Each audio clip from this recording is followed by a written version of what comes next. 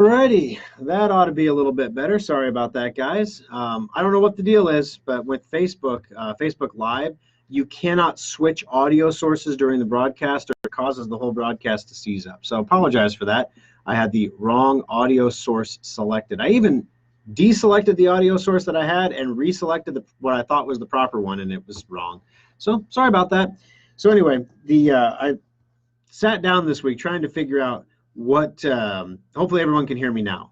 Let me know if you can't hear me or can hear me. Much better. Okay, good.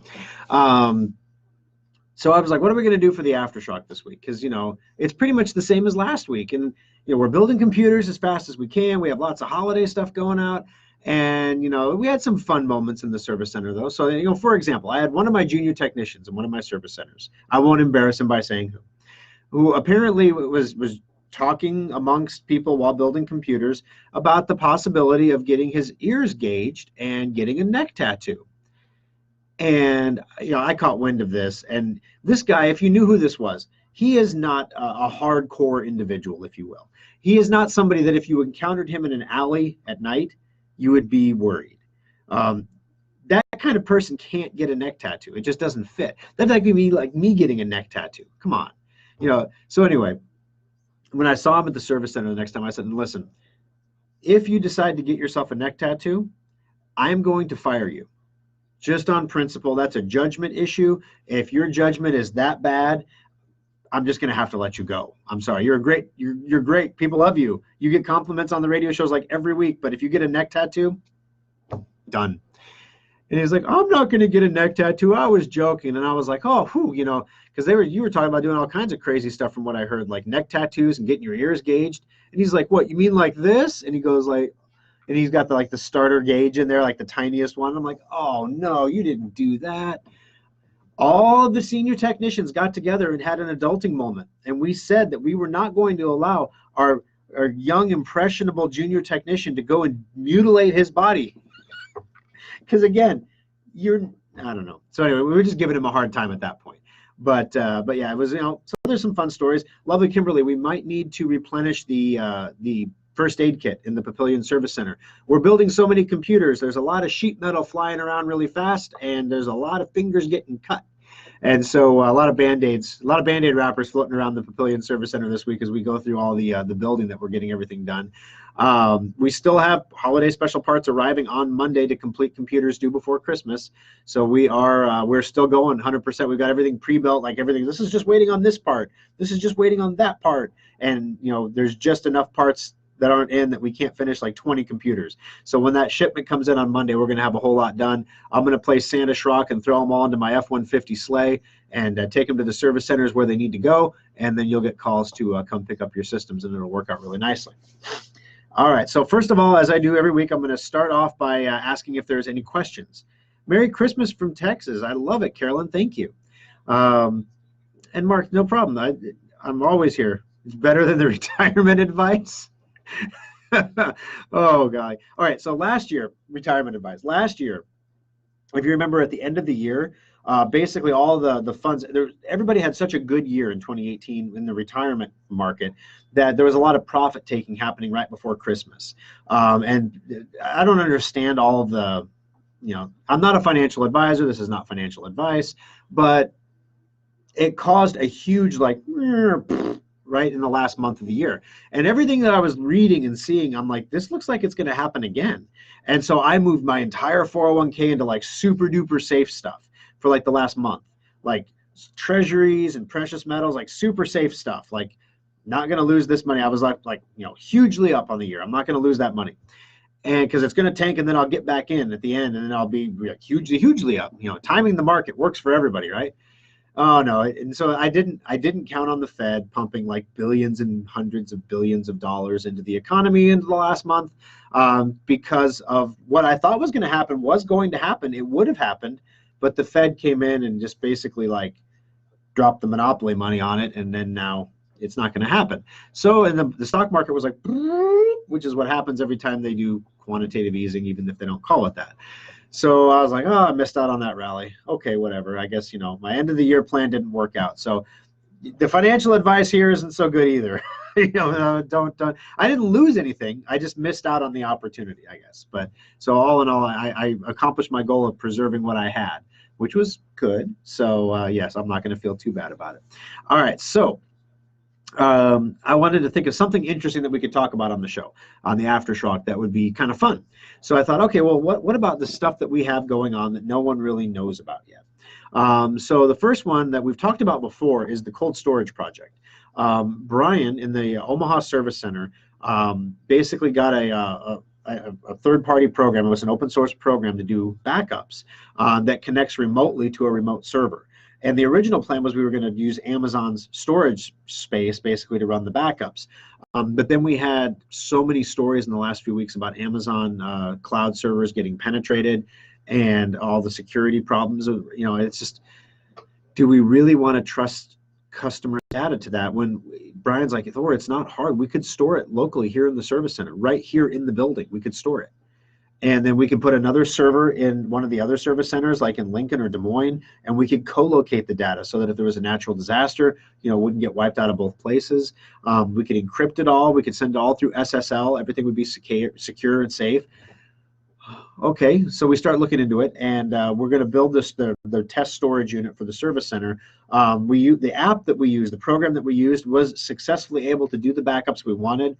The problem was it was too technical. So basically, you had to, as an individual, it wasn't just enter your username and password and start your backup. You had to know the location of the server and the IP address. You had to put all that information in on each install.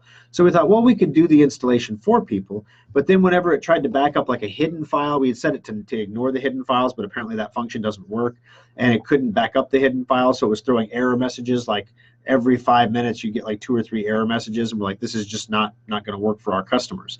So we're literally going to have to build a backup client, a program to send your data to the remote server and encrypt it and make sure we don't send duplicate copies of the same data and compress it to save internet bandwidth and all the stuff that goes along with that, which, like every other software project on the planet, sounds really, really simple when you start talking about it, but once you dig into the details, it becomes really, really complicated. We've looked into doing this once before. We did not have the technical capability on staff to do what we needed to do. Now we do. And so we're going to look at it again in 2020. So the cold storage project is not dead. It is taking on a more complex life. It's a metamorphosis, if you will. All right, let's see. Next up. Oh, golly. Hold on, let me go down the list here, make sure I got any comments. For a minute, I thought those Band-Aids were for your tech's ears when you ripped off the earplug. Oh, man, pulling gauged ears, you're hardcore. That's not fun. All right, so next up, battery testing. We've talked a little bit about this with Drive Advisor. This is actually going into development in it'll be in development before Christmas or before the end of the year. And we expect it to be released, we expect it to be done in January, honestly. The question is, when do we want to release it? There's a lot of different things that go into releasing a piece of a software update like this that's going to introduce a whole new feature. We want to do it at a time probably when we're doing a preventative maintenance checkup, because what's going to happen right now, we have what we call in-house our super customers. These are customers that do everything the way they're supposed to do. They get their maintenance checkups every 6 months. They have Endpoint, they have Secure Updater, they use Safe Upgrade, they've got Drive Advisor, they're doing everything right. Those are our super customers. Those customers are going to be just fine. Those customers are not going to have a problem because we're checking this stuff every time they come in. Unfortunately, the super customers are called super customers because they're a small majority or small minority of the overall Schrock customers. We have over 25,000 people in our customer database. We have less than 1,000 super customers that do everything the right. And so one of our goals for 2020, our company goals, is to basically, how do we take a customer that is doing most things right and then help them get across that line to the point where they're doing everything the way they're supposed to do it. One of the ways we're going to do that from a safety perspective is Drive Advisor with battery monitoring. So now Drive Advisor will monitor your laptop's battery and tell you if your laptop's battery has fallen below 80% capacity or is having some kind of a health-related issue that can be detected to let you know that the battery is in the process of failing. Failing batteries can explode, they can swell, they can just stop working, they can fry your motherboard, they can do all kinds of nasty things. That's why we check for that during the maintenance checkup, and that's why if the battery drops below 80% capacity, at that point we recommend a replacement. Because every battery, no battery is at 100% capacity.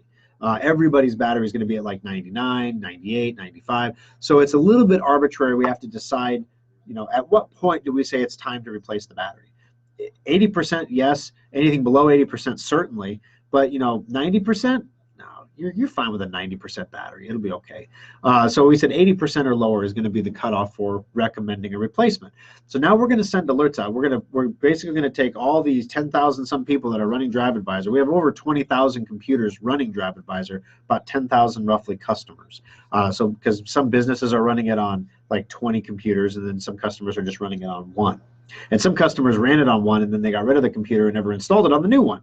So the math is weird, but basically we're going to have like 20,000 computers. You figure at least half of them are laptops, right? So 10,000 computers approximate that are going to suddenly have a battery detection. And when those laptops get their battery detection, let's say a third of them are going to have batteries below 80% health. Yeah, so we're going to get how many? We're going to be sending like 3,000 emails out about people having bad batteries. That's a, we don't want to do that. Number one, we don't want to do that at a time when we're going to be busy with something else. The reason we decided maybe we should do it during a maintenance checkup was because then when people call us all concerned about it, we can say, why don't you just bring it in for a maintenance checkup, and we can double check it for you and make sure that of course it's going to come back the same number, but it gives people that peace of mind that we're going to check everything out, not just the battery. And the maintenance checkups are on sale. It's kind of a natural, it works. So we're trying to figure out exactly when we want to launch the software, because we want to be prepared for what inevitably is 3,000 of our customers having bad batteries and not knowing it. So we want to make sure that we get that done right as well. So that's coming out of the Schrock Skunk Works in 2020. All right, let's see. What else do we got here? Oh, let's see. Oh, yes, always. Computers as a service. Lovely Kimberly hates the idea. She thinks it's like a rent-a-center thing. And I love the idea because it makes things so much easier for people. If you didn't have to worry about fixing your computer anymore, if you paid a flat rate per month for a computer, say $25 a month for a computer, that included everything. It included the maintenance, it included the endpoint, it included the secure updater, it included the warranty. If something breaks, we fix it. If something goes wrong, we fix it. If it gets infected, we fix it. And you just pay the flat monthly amount. Then after 2 years, if you want to get a new laptop with something different, you can just switch to the new model, and you just turn in your old model, and then you get the new one. Here you go. So you get a new computer every couple years. You get to have all the benefits. I mean, wow, I think it's a great idea. But the challenge that we have with this idea is, first of all, a financial challenge. 40% of Schrock's revenue comes from the sale of computers. So if we suddenly one day take 40% of our annual revenue and reduce it to $25 micropayments, it will take us a full fiscal year to recoup from that. And when we recoup from that, we'll be fine. But that fiscal year where we're trying to do that, it isn't going to be fun. Let's just say it's not something we would want to launch in a year, for example, when we launch a Des Moines service center. It's not something we want to do in a year when we're going to, when there's going to be a financial stress on the company for something like that. So it's probably not going to happen in 2020, maybe 2021. We might try some limited trials of this where we say, hey, we have 10 computers available for subscription service. If you want them, go. They're on the website. And you sign up online and you get one of the 10. We might do stuff like that in 2020, do some test markets to see if people like the idea, and then have them live with it for a year and see how well it works before we offer it to everybody. So that might be something that you see in 2020 on a limited basis, but probably not really launched until 2021. Last but not least is the Des Moines location. So if I have any Des Moines listeners on the Aftershock right now, or Central Iowa listeners, let's put it that way. I'm curious for feedback. I started looking at locations for the Des Moines Service Center last night on LoopNet, which is a commercial real estate website. And so I can sign into my LoopNet here, and it will tell me, oh, I never signed in on Chrome before, so I got to type it all in. I only use Chrome for the radio shows because it works better with Facebook. So we're going to see if I can sign in. Of course, my password doesn't work. Did I type it wrong? All right. So anyway, I can't pull up the results right now, but actually, we were looking at the Jordan Creek area of central Iowa, and the Jordan Creek area was there were not a lot of available spaces, and some of the stuff that was available was ridiculously priced, $20 a square foot, $25, $26 a square foot. Now, granted, I mean, this was really nice real estate anchored by grocery stores, Hy-Vees. It was like an outbuilding from a Hy-Vee, I think was one of the really expensive ones. But I could go about a block down the street further, get a reasonable per square foot rate of about $17 a square foot for retail, you know, between 14 and 1,700 square feet, which is perfect for a service center, and find some nice spots. So I don't know when I'm going to do it, but I mean, you can look at this stuff online. And, you know, honestly, at some point, we're going to have to contact a real estate person in central Iowa and have them help us with this because they just know the market better. But I want to get an idea. I want to see the spaces. I want to see the parking. I want to see how well maintained is the space. Does the parking lot look like it was poured 10 years ago and never touched since then? You know, the curbs all ground apart. You know, how does the building look? Is the building well maintained? Is the trash dumpster overflowing? You know, these are the stupid things you can't see on the internet. So I'm thinking at some point in the next week or 2 weeks, I'm just going to have to take a day trip to Des Moines, and then I thought, wouldn't it be fun? And it might be stupid. I don't know. You tell me if it would be fun or not. But it might be fun to do like some Facebook Lives while I'm on the road, not on the road, while I'm driving, but Facebook Lives from like, here's this location. This is what I'm looking at. What do you guys think of this location? And I can get my central Iowa listeners to like tell me what they think of the location. Too near, too far, don't go there because, you know, that's a crime-ridden place, you know, things like that. And so I don't know, I thought it might be fun, but I'll definitely have to let you guys know ahead of time when we're going to be doing that. Oh, let's see here. Jordan Creek is really growing. It is really growing, but oh my gosh, like the available space, a lot of the buildings are not built yet, which, okay, I get. But then when they're built, they want like darn near $26, $27 a square foot. And unfortunately for a computer repair show or for a computer repair company, that dog doesn't hunt. I mean, that's too expensive. Now we want to be located where we can be seen, especially because going into Des Moines, you know, one of the places I looked at had direct visibility to I-35, and they put traffic counts on LoopNet to tell you how many cars go by. And I was kind of surprised that on I-35 going through that area, there's only 40,000 cars, that's east and west. There's only 40,000 cars that go through that in a day. I thought, golly, that's weird. I thought it'd be more than that. And they're going by at 70 miles an hour. So then and how far back are we from the road? You need to know that because there's a mathematical equation for how large your sign needs to be seen given a certain number of feet and the speed at which traffic is traveling.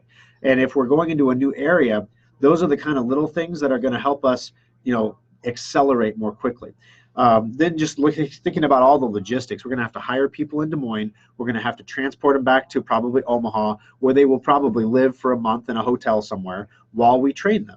And then we're going to take those senior technicians and take them to Des Moines, and those senior technicians are going to basically be hiring the Des Moines staff and then training the Des Moines staff in the service center. And then once the Des Moines staff is trained, then we'll probably have some kind of soft open where, you know, basically I just, you know, I don't know, I don't want to do it on the radio. That's not really a soft open, but maybe we send an email to all of our Iowa customers that have already done business with us and said, hey, we have an opportunity to come check out the new service center.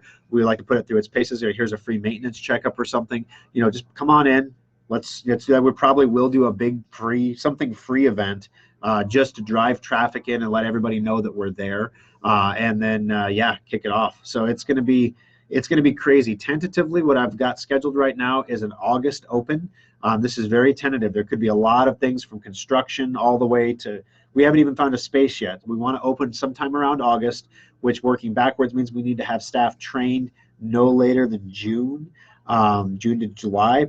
Working back from that, we need Schrock Interactive to have our online systems available and functioning and tested no later than May. So yeah, there's a lot of stuff that happens to get a service center like this up and running.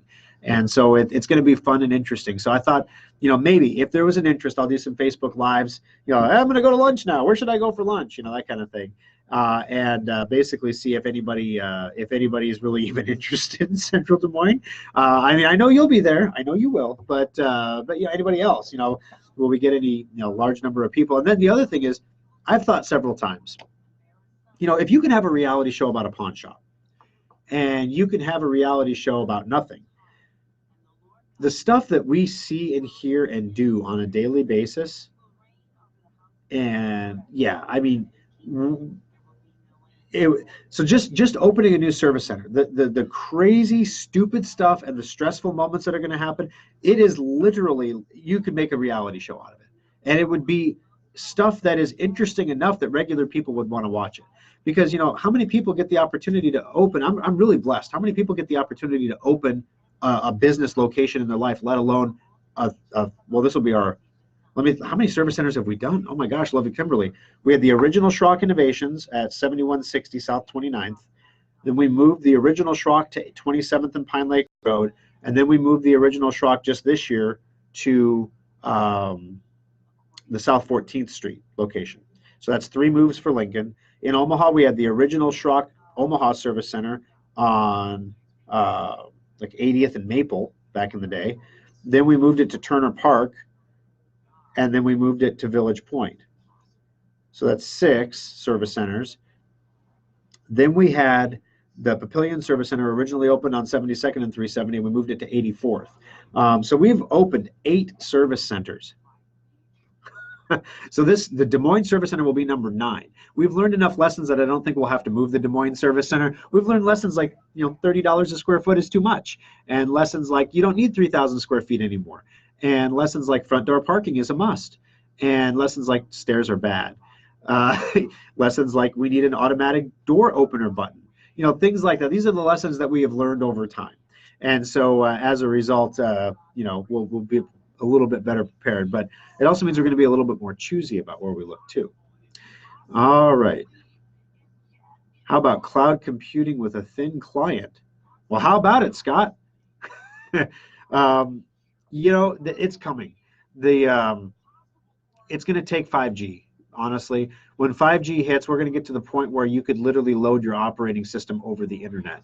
And then you just have a subscription to Windows. You have a central server somewhere. Brian and I have talked about this, that the Schrock cold storage backup could be the opening steps to Schrock offering a system like that, where you basically have a computer that boots up and it loads everything from a server. And then when you're computing, it's doing everything remotely, but it's just so fast you don't know it's remote. We're a ways off on the internet connections for that happening, especially for mobile users and Apple TV users. Caller pointed out after the show that the Apple TV guy could download his movies to iTunes and then hook his laptop up to his computer, his TV at the cabin or whatever, and play his movies. So if you're listening right now, iTunes guy, that might be a way to do it. I tend not to talk about iTunes anymore because it's kind of a dead program. Apple's not supporting it anymore. And I didn't want to tell him something would work that didn't work, but that's a possibility that a caller gave us anyway. All right, try to get near a Smokey D's barbecue. Is that why a Smokey D's? Like, is it just so I have a good place to go for lunch, or is it because it's incredibly busy? That's one of the things. Having an incredibly busy restaurant in your parking lot of your business park is actually a bad thing, because restaurant employees don't park in their own parking lot. They park in the lot out back or far away from the building, which is actually our parking lot. And so then our customers can't park in front of the door because a restaurant that starts, I can't even switch the letters, Edye Abenray restaurant next to the old Lincoln Service Center would park in front of our door, so our customers couldn't park there because they're not allowed to park in front of their own door.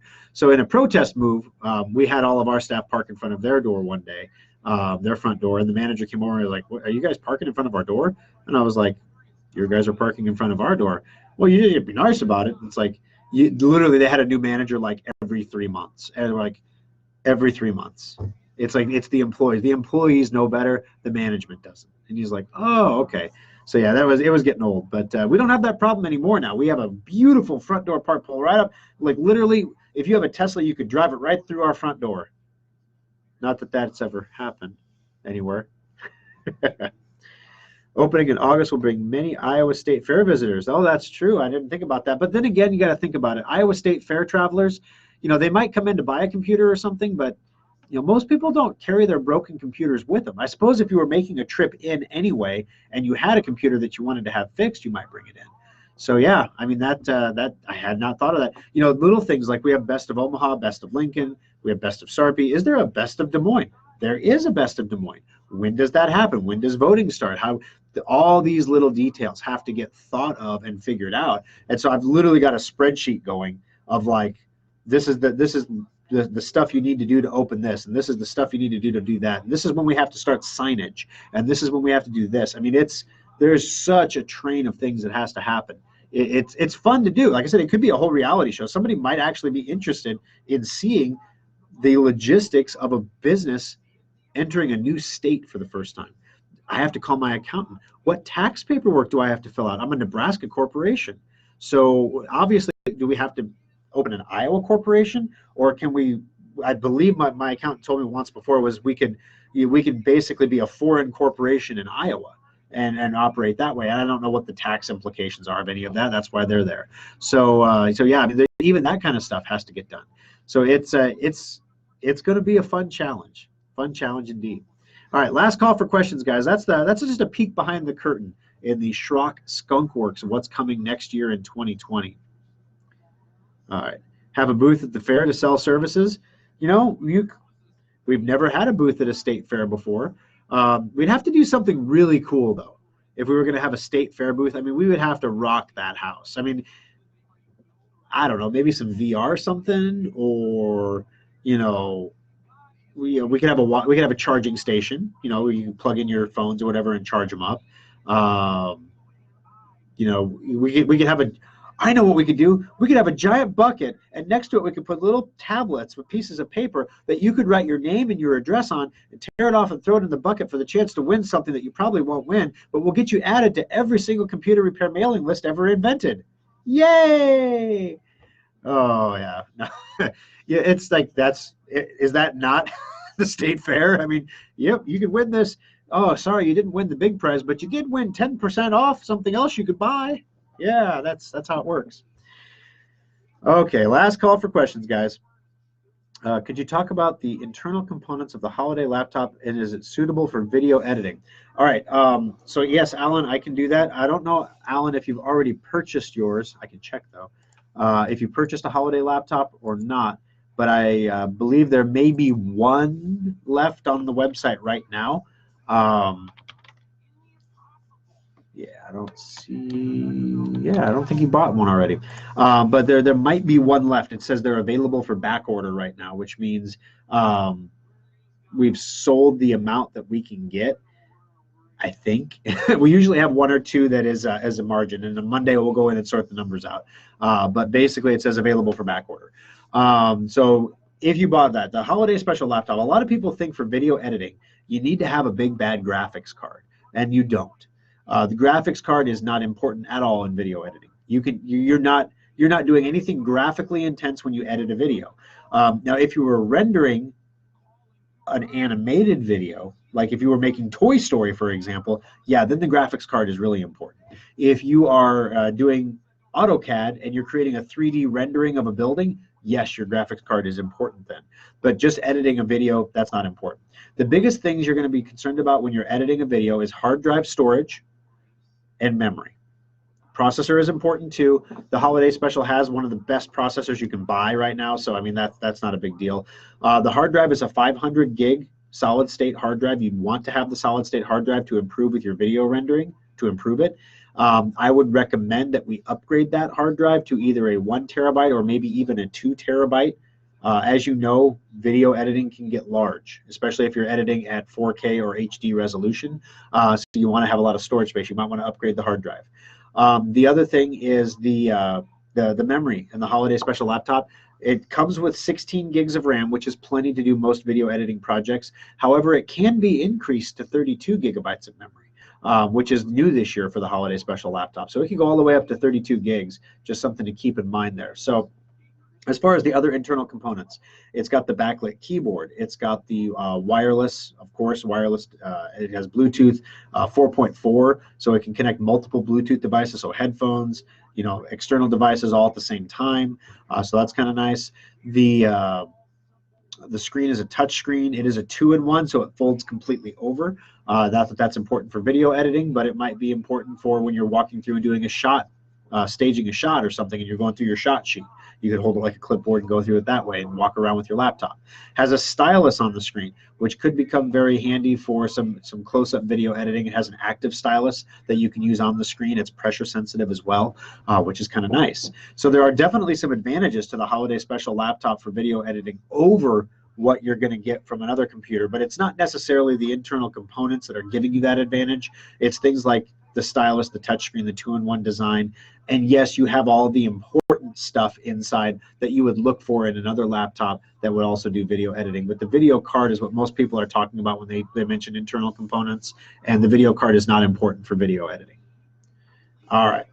So Alan, if you were going to grab one, I would suggest you grab one like now.